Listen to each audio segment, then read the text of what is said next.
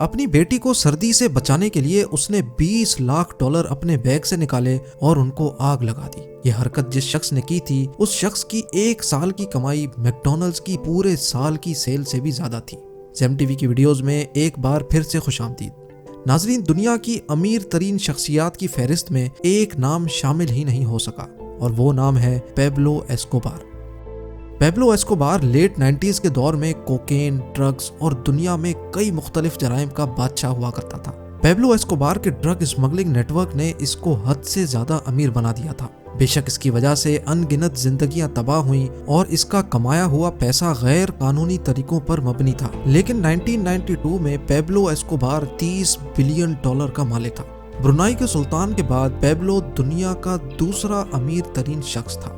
اگر Pablo Escobar آج زندہ ہوتا تو آج اس کے $30 بلین $58 بلین کے برابر ہوتے اور پیبلو دنیا کا 8واں امیر ترین انسان ہوتا۔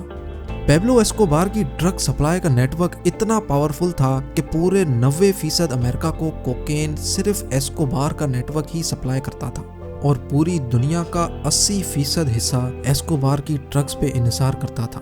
اس خطرناک سپلائی نیٹ ورک کو بہامس کے ایک آئی لینڈ سے چلایا جاتا تھا اور وہ آئی لینڈ تھا پیبلو ایسکوبار کا ہیڈ کوارٹر۔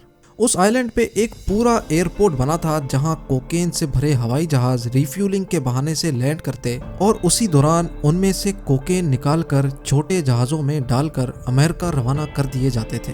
یہ سلسلہ مہینے یا ہفتے میں ایک بار نہیں ہوتا تھا بلکہ یہ دن میں 5 سے 6 مرتبہ ہوتا تھا۔ روزانہ امریکہ میں 15,000 kg کوکین بھیجا جاتا تھا جو پورے سال کا 5,40,000 kg کوکین بنتا ہے۔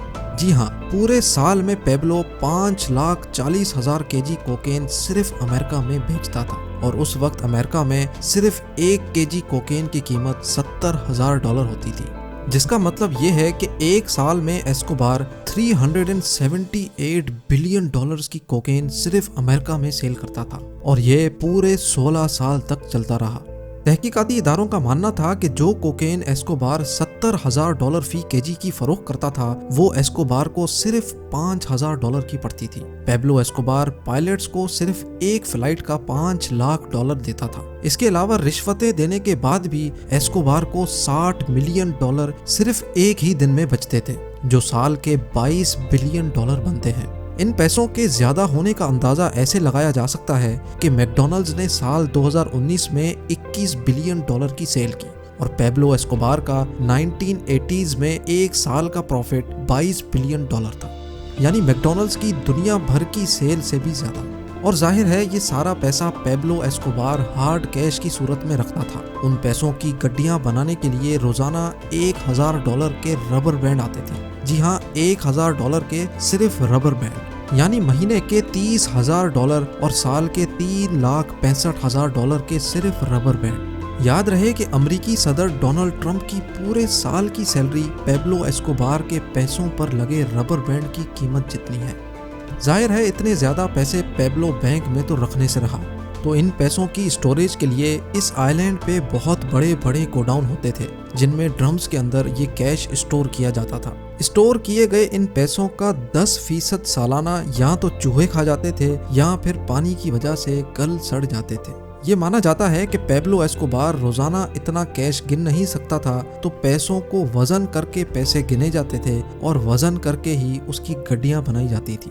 ایک مرتبہ پیبلو ایسکوبار نے پولیس سے بچنے کے لیے میڈلن کے پہاڑوں پر اپنے بچوں سمیت پناہ لے رکھی تھی۔ اس وقت اس کی بیٹی کو سردی لگ گئی۔ پیبلو کے پاس اس وقت گرمی پیدا کرنے کا اور کوئی چارہ نہیں تھا تو اس نے اپنے بیگ سے $2 ملین کیش نکال کر اس کو آگ لگا دی۔ جی ہاں، پورے $20 لاکھ۔